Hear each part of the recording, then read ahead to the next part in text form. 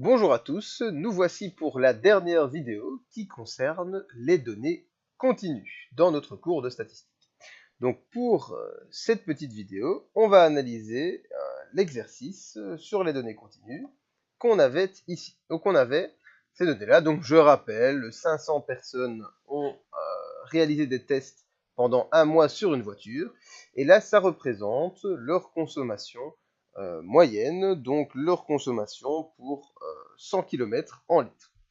Donc c'est la consommation au 100 km. Donc entre 5 et 6 litres au 100, entre 6 et 7 litres au 100, entre 7 et 8 litres, ou entre 8 et 9 litres. Donc on a bien des données continues, puisque là, entre 5 et 6, on peut avoir 5,8, 5,9, 5,52, et ainsi de suite. Donc là, les données se suivent. On n'a pas d'arrêt entre les données, on n'a pas soit 5 litres, soit 6 litres. C'est une continuité entre les deux. Donc on a 75 personnes qui ont eu entre 5 et 6 litres au 100, 245 entre 6 et 7 litres, 120 entre 7 et 8, et enfin 60 entre 8 et 9. Eh bien, commençons tout de suite par la première partie, le tableau de données. Donc notre tableau de données, donc ça c'était l'ancien tableau évidemment. Donc là, je vais renoter les différentes données, sauf que, oui, je vais d'abord rajouter une colonne, mais à gauche cette fois-ci. Voilà. Parce que ma colonne ici, c'est une nouvelle colonne, c'est-à-dire la colonne des CI. Alors, qu'est-ce que c'est que la colonne des CI? Eh bien, ça représente tout simplement les classes. Donc là, mes classes, C pour classe. Donc CI, on a 6, 7, 5, 6, pardon, puisqu'on commence en 5. 5, 6, voilà. Je vais y arriver. Voilà, 5, 6.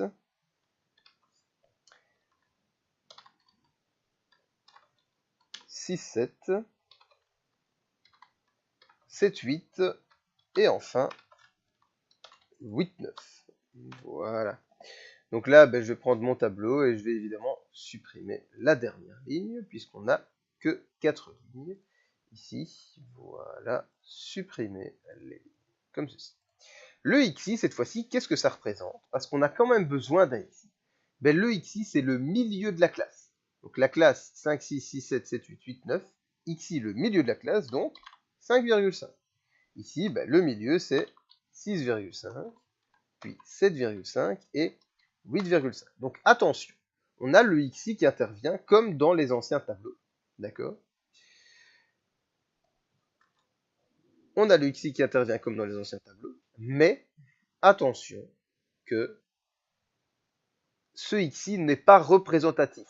C'est-à-dire que les données, c'est bien les classes. On a bien des données dans une classe 5, 6, 6, 7, 7, 8, 8, 9. Et ici, le XI va être uniquement utilisé par facilité de calcul pour les deux dernières colonnes qu'on avait déjà ici. D'accord? Donc, il faut faire très attention à ça. C'est qu'on a ici un XI, mais il est uniquement utilisé pour le calcul ici. À part ça, pour les graphiques et pour le reste du tableau, on n'a pas besoin des XI. Voilà. Donc, les NI maintenant, comme d'habitude, ça vous le savez, 75, 245, 120, 60.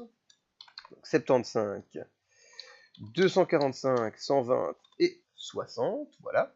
Les FI également, comme d'habitude, on prend les NI et on divise par 500, donc 0,15, ensuite 0,49, ensuite 0,24, et pour finir 0,12.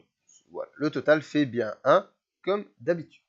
Pour les grands NI, pas de souci, même calcul que la fois dernière, on reprend le petit NI, le premier ici. Ensuite, ici, on ajoute 245, donc ça nous fait 320, puis 440, et enfin 500. Attention quand même, une petite précision. 75, c'est l'ensemble des données qui valent au maximum 6. D'accord? L'ensemble des données qui ont au maximum, l'ensemble des personnes, pardon, qui ont consommé au maximum 6 litres. Donc, on prend bien l'élément de droite, en quelque sorte, de mon intervalle, mais c'est logique, puisqu'il y a 75 personnes entre 5 et 6.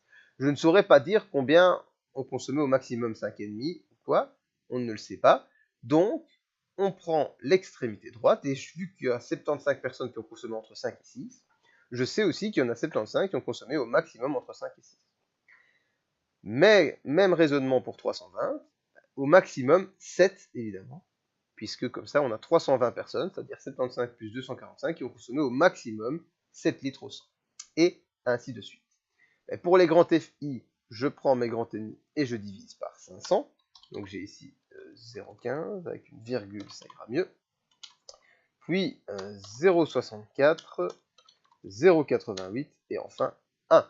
Voilà, on va laisser les deux colonnes du tableau pour plus tard lorsqu'on déterminera la moyenne. Donc voilà pour le tableau de données. Donc ça, au final, quand on est un petit peu habitué et qu'on a fait quelques exercices, c'est tout de suite beaucoup plus facile. Allons-y pour le nombre d'intervenants, pour les graphiques. Donc les graphiques, d'abord le graphique de représentation des données. Donc là, pour mon graphique, je vais aller ici, demander de sélectionner les données, hein, bien entendu. Donc là, je ne vais pas faire comme ça, je vais demander de modifier les données, voilà, dans Excel directement, ce sera plus facile, voilà, comme ceci. Et donc là, je demande la consommation. Ici, qu'est-ce que je vais rentrer comme données? Là, il faut faire attention que lorsque je représente graphiquement, cette fois-ci, je dois absolument voir qu'il y a un lien entre les données. D'accord? Donc, je ne peux plus réaliser des bâtonnets. Mettre 5, 6 un bâtonnet, 6, 7 un bâtonnet, 7, 8 un bâtonnet, 8, 9 un bâtonnet. Ce n'est plus possible parce que les données sont continues. Donc la continuité doit se voir lorsque on affiche le graphique. Donc là sur Excel, je ne sais pas si ce sera visible ou si je vais devoir réaliser quelque chose d'un peu spécial. Et donc quand on a ce graphique, le mieux c'est d'utiliser un autre type d'histogramme qui est ici, mais c'est assez compliqué quand on n'a pas les données de base à représenter. Donc vous voyez ici on a l'histogramme comme ceci. On voit bien dans cet histogramme que les données sont collées, donc c'est beaucoup mieux. Mais c'est compliqué pour moi de représenter dans le sens où justement je n'ai pas les données de base, alors qu'ici dans Excel, comme vous pouvez le voir, ce sont les données de base qui sont représentées. Mais bon, c'est pas grave. Sachez que sur le graphique, vous avez les XI qui sont mis ici. Donc 6, 7, 8, 9. Et ensuite, entre 5 et 6, vous avez un histogramme, entre 6 et 7 également, entre 7 et 8, et entre 8 et 9. Et ils sont collés, comme c'est le cas ici, pour bien montrer que les données sont continues. Mais donc, attention, c'est bien 5, 6, 7, 8 et 9 que je veux voir sur le graphique, et non pas 5,5, 6,5, 7,5, 8,5, qui n'ont absolument rien à voir avec la représentation graphique. D'accord? Donc c'est bien 5, 6, 7, 8 et 9. Bon. Voilà pour le graphique. De toute façon, il n'est pas trop compliqué à réaliser. Celui qui est plus intéressant, c'est bien évidemment la fonction de répartition. Donc là, pour ma fonction de répartition, c'est un peu comme pour le précédent. On va représenter les grands FI qui sont là. Donc j'insère ici un graphique. Alors ce graphique, c'est un graphique en courbe, bien entendu. Voilà. Voilà, comme ceci. Donc je vais avoir une seule série, comme ça. Et donc ici, je vais simplement afficher mes nombres. D'accord? Donc ici, je vais avoir 5, 6, 7, 8 et 9. Voilà. Et ici, je vais afficher les différentes valeurs. C'est-à-dire qu'en 5, si vous regardez le tableau de données, on a mis 75. On n'a rien en 5, puisque 75, comme je vous l'ai dit, correspond à 6. Ce qui veut dire qu'en 5, combien de valeurs ont au maximum 5 litres au 100? Personne. Puisque les valeurs se situent entre 5 et 6, à 5, il n'y a absolument personne. Donc en 5, c'est 0. Voilà. Puis en 6, on a donc 0,15, 0,64, 0,88 et 1. Et alors voilà, comment est-ce que ça se représente ici graphiquement? Comme ceci. Et comme vous pouvez le voir, ici le graphique est directement correct. C'est-à-dire que, à part évidemment que je vais non pas appeler ça série 1, mais fonction de répartition à nouveau. Voilà. On est bien en 0 pour commencer en 5, hein, comme vous pouvez le voir. On a bien un point. Voilà. Ensuite, on a un point en 6 qui vaut 0,15, un point en 7 qui vaut un point en 7, oui, qui vaut 0,64, un point en 8 qui vaut 0,88, et on arrive bien en 1. Alors pourquoi est-ce que ce sont des droites qui relient les points 2 par 2? Tout simplement parce que on ne sait pas comment se comportent les données entre les deux. On sait combien il y a de données entre 7 et 8, mais on ne sait pas comment ces données se comportent. Est-ce qu'elles sont plus proches de 8, plus proches de 7, plutôt proches de 7,5 au milieu?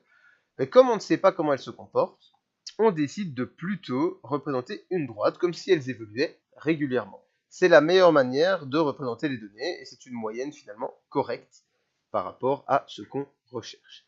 Comme vous pouvez le voir sur mon graphique, on a de nouveau 5, 6, 7, 8, 9 et non pas 5,5, 6,5, 7,5, 8,5. Donc ne commettez pas l'erreur de noter les XI, c'est bien les classes qui sont représentées ici sur mon graphique. Voilà pour la fonction de répartition. On termine donc avec les différents paramètres statistiques. Alors le mode, ici ce n'est plus la donnée qui revient le plus souvent, mais c'est évidemment la classe qui revient le plus souvent. Et donc on n'appelle pas ça le mode, mais on appelle ça la classe modale. Voilà. Et donc ici, la classe modale est égale à, il suffit de regarder la classe qui revient le plus souvent. Donc ici on a 245, donc la classe modale c'est 6, 7. Voilà, la classe modale c'est 6, 7 comme ceci. La moyenne ça n'a pas changé. Et là, vous pouvez le voir, les XI apparaissent. Et donc enfin, c'est ici qu'on va utiliser les XI. Donc on va évidemment calculer les NIXI. Donc ça, je vais utiliser ma calculatrice pour ce faire. Donc on a... faites-moi confiance, hein, je le fais sur ma calculatrice. Donc on a NIXI, donc on a 75 fois 5,5. 75 fois 5,5, ça nous fait 412,5. Puis 245 fois 6,5. 245 fois 6,5, 1592,5. 1592,5. 120 fois 7,5. 120 fois 7,5, 900. Et enfin, 60 fois 8,5. 60 fois 8,5, 510. Voilà.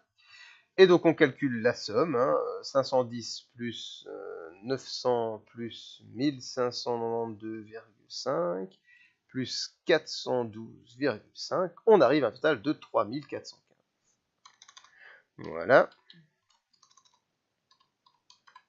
Mais enfin, pourquoi de 3415? Voilà.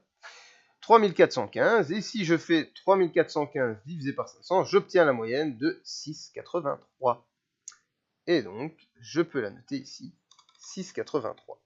Et comme vous pouvez le voir, j'ai bien dû utiliser les XI, mais c'est la seule fois avec la variance où on va utiliser les XI. La suite, la médiane et les quartiles. Alors là, c'est un peu plus complexe. Donc la donnée du milieu qui sépare les données en deux parties. On va d'abord regarder graphiquement. Et si je regarde graphiquement, 0,5 est à peu près ici. Et quand je trace, je vois que ça correspond à une valeur qui se trouve ici, et qui va être quelque part ici entre 6 et 7. Ce qui veut dire que cette valeur, il faut la déterminer. Comment déterminer? À quelle valeur correspond la valeur 0,5 en Y? À quelle valeur de X correspond la valeur 0,5 en Y?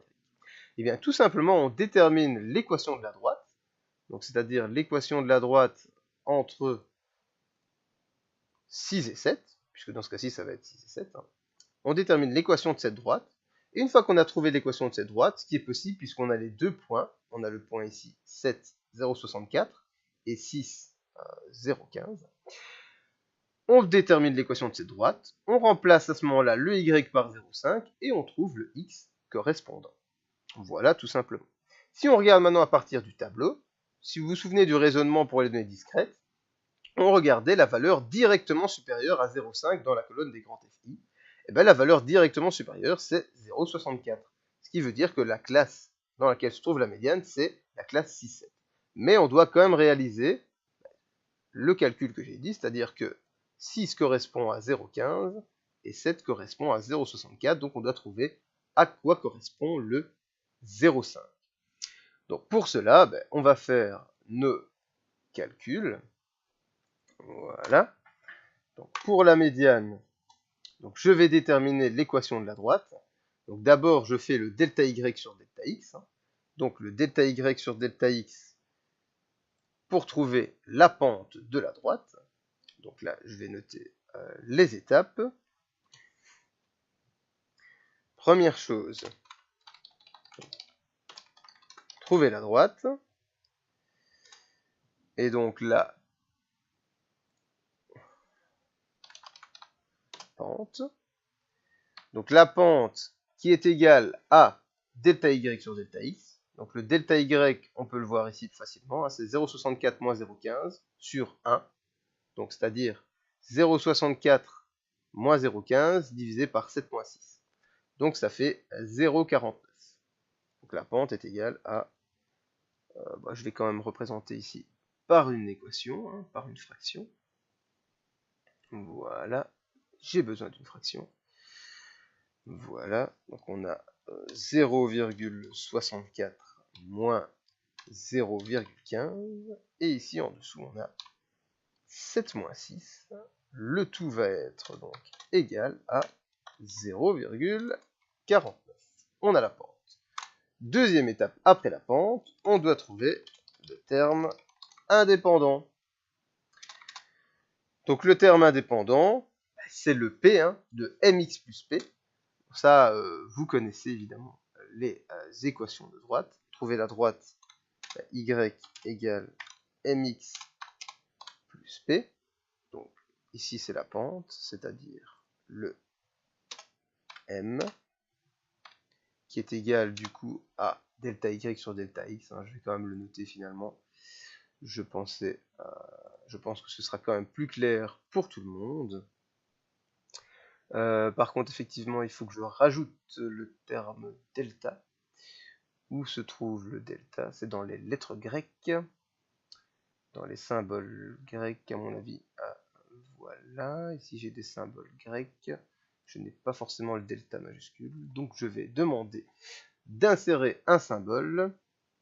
Alors, lettres grecques, voilà. Les lettres grecques, voilà, le delta. Ok.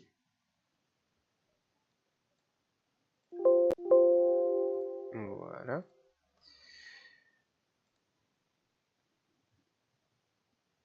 Et donc je vais également insérer le symbole delta ici. Voilà. Et donc on a bien le delta y sur delta x pour trouver le R. Le terme indépendant, maintenant, bah, lui, c'est y égale mx plus p, on cherche le p. Bah, et ce p, bah, tout simplement, on choisit un y, on choisit un x, et on fait p qui est égal à y moins mx. Donc c'est y moins mx. Et donc ça, on prend un point entre les deux qu'on côté. Hein. On a le choix. Donc je vais prendre le premier point, donc c'est-à-dire avec 6, 0, 15. Voilà. Donc c'est-à-dire que ça fait 0,15 moins 0,49 fois 6. Voilà. Et donc mon P est égal à, après calcul, 0,15 moins 0,49 fois 6, c'est égal à moins 2,79. Moins 2,79. Et on arrive à la deuxième étape. La deuxième étape qui est remplacer y par 0,5 et trouver x. Et donc, je vais simplement calculer x. X qui va être égal à, je vais le laisser en... Voilà. X qui va être égal à quoi? Quand on prend le mx plus p, x c'est égal à une fraction. Donc j'insère en équation ici une nouvelle fraction, comme ceci. X est donc égal à Y, d'accord? Y, on fait passer le P de l'autre côté, donc c'est Y moins P, le tout divisé par M. Voilà. Le tout divisé par M. Et donc c'est égal, dans mon cas, une nouvelle fraction. Dans mon cas, je vais donc avoir le Y, on vient de le dire, c'est 0,5, moins le P, donc moins 279, moins 2,79, le tout divisé par le M, c'est-à-dire divisé par le 0,49. Et donc là, si je remplace, donc ça fait 0,5 plus 2,79 divisé par 0,49, et je trouve 6, donc je vais le noter ici, 6,7143. 6,7143. Et donc là, on voit que, avec ce calcul, on trouve 6,7143. Et déjà, première vérification, est-ce que c'est bien entre 6 et 7? Oui, c'est bien entre 6 et 7. Donc là, on a trouvé ceci, on en est content. Si on regarde par rapport au graphique, oui, 0,5, on voit qu'on arrive à peu près entre 6 à 6,7. Et donc, on voit que la réponse est tout à fait plausible. Et on a donc trouvé la médiane comme ceci. Pour les quartiles, même procédé, d'accord? Simplement, je vais calculer les quartiles. Donc d'abord, ici, je vais simplement changer. Je vais déterminer le premier quartile. Donc c'est pas la donnée du milieu, hein, donc c'est, voilà, je vais juste supprimer ceci. C'est en 0,25. Donc d'abord, on doit trouver la droite. Donc je laisse ici, je vais simplement changer les calculs, tout simplement pour vous montrer que c'est vraiment les mêmes opérations. On va simplement changer ici. Donc en 0,25, on voit qu'on est ici. Donc si on regarde, on est toujours directement supérieur à 0,25, c'est 0,64. Donc on est toujours entre 6 et 7.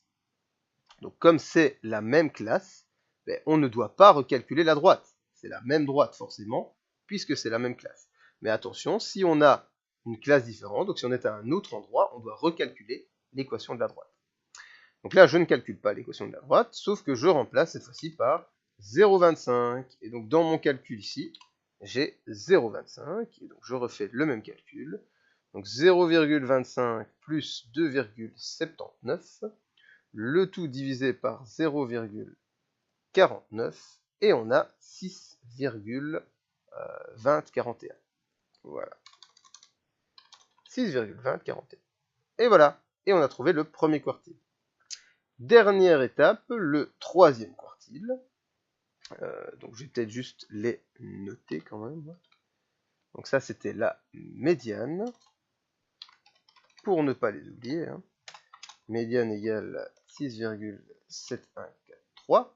Le quartile, donc lui c'était 6,2041. Q1 égale 6,2041. Il me reste à déterminer le troisième quartile. Troisième quartile qui se trouve donc en 0,75 cette fois-ci. Donc la droite, cette fois-ci, on remarque que directement supérieur à 0,75, c'est 0,88. Et graphiquement, on voit que 0,75 nous amène à une nouvelle droite. Et donc, malheureusement, on doit recalculer l'équation de la droite.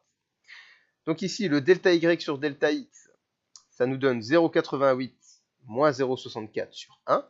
Donc comme vous pouvez le voir, entre 7 et 8, 0,88, 0,64. Voilà. Donc 0,88 moins 0,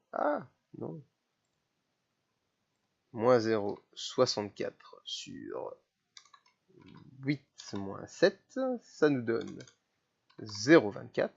Le terme indépendant, c'est donc non plus 0,15, mais cette fois-ci on est obligé de prendre 0,64 avec 7, ou bien 8 avec 0,88. Ça, vous avez toujours le choix entre les deux points. Ici, on prend donc 0,24, notre m qu'on a calculé juste avant. Donc si je calcule combien cela fait, 0,64 moins 0,24 fois 7, ça nous donne moins 1,04. Moins 1,04. Et je remplace donc pour finir par 0,75, cette fois-ci. Donc 0,75 moins 1,04. Le tout divisé par 0,24. Et voilà, j'ai simplement à chaque fois remplacé. Vous voyez, c'est toujours la même procédure. Et donc, par calcul, je fais 0,75 plus 1,04. Cela donne 1,79 divisé par 0,24. Et on trouve 7,45,83. 7,45,83. Et voilà. 7,45,83. Et on a la médiane et les deux quartiles. On termine avec les paramètres statistiques donc de dispersion. L'étendue des données, c'est x max moins x min qu'on avait noté. Sauf que, ici, ce ne sont pas vraiment les x. Donc ici, je vais enlever peut-être cette formule pour éviter que vous vous trompiez. On prend la valeur maximale et la valeur minimale. Et donc si je regarde mon tableau, la valeur maximale, c'est pas 8,5, c'est 9, puisqu'on peut monter jusque 9. Et la valeur minimale, c'est pas 5,5, c'est 5, puisqu'on peut descendre jusque 5. Ce qui veut dire que on ne se trompe pas ici, on note bien 9 moins 5, et ça nous donne 4 comme étendue. L'intervalle interquartile, lui par contre, il ne change pas, et on va regarder nos valeurs ici, donc 7,45,83, donc 7,45,83, moins le premier quartile, 6,20,41. Voilà ici, 6,20,41. Et après calcul, ça va nous donner moins 6,20,41, 1,25,42. Voilà.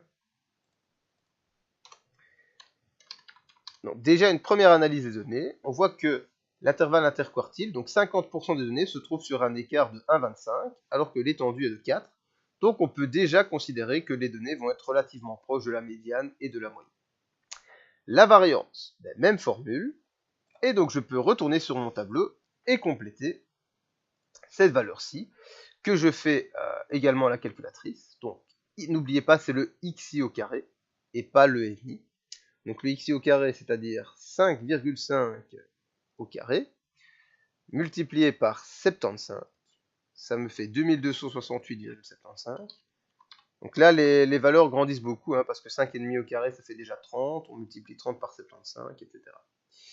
Donc 6,5 au carré, que je multiplie par 245, et on a 10 351,25. Donc là, je vais peut-être écarter un petit peu.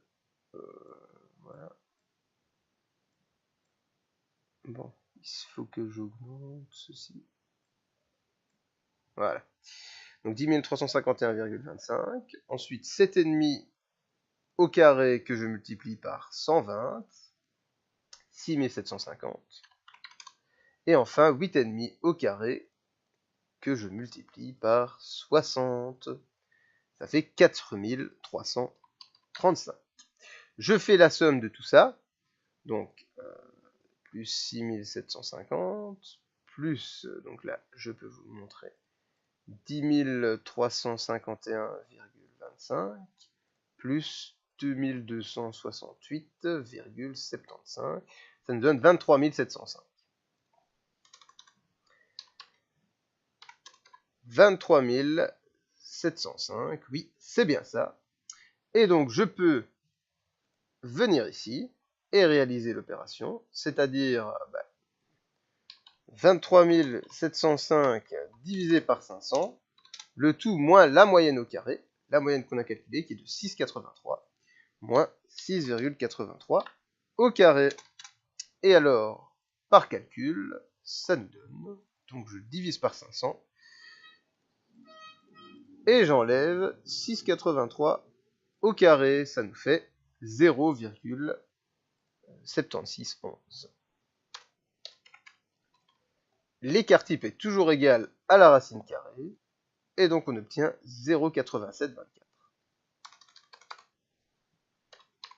Ça veut dire que l'écart moyen entre les données et la moyenne est de 0,87, ce qui n'est pas très grand, mais d'un autre côté, les données ne sont pas fortement écartées puisqu'elles vont de 5 à 9. Donc on peut dire que les données sont centrées autour de la classe 6-7, plus précisément entre 6,7 et 6,8. Et ces données se trouvent au final assez proches de la moyenne et de la médiane, puisque l'intervalle interquartile est faible par rapport à l'étendue, et l'écart moyen, donc c'est-à-dire l'écart type, n'est pas très important, il est inférieur à 1 dans ce cas-ci. Attention, hein, c'est pas parce que c'est inférieur à 1, parce que ça peut dépendre. Hein. Si on a des données qui vont entre 0 et 100, un écart type de 5 ne sera pas très grand non plus. D'accord? Donc ça dépend évidemment de l'écart des données. Et voilà, on a terminé donc cette étude de données statistiques pour les données continues. On a donc vu les données nominales, les données discrètes et les données continues. J'espère que cette série de vidéos vous aidera pour la suite de vos exercices et au final pour l'examen. Au revoir et à très bientôt.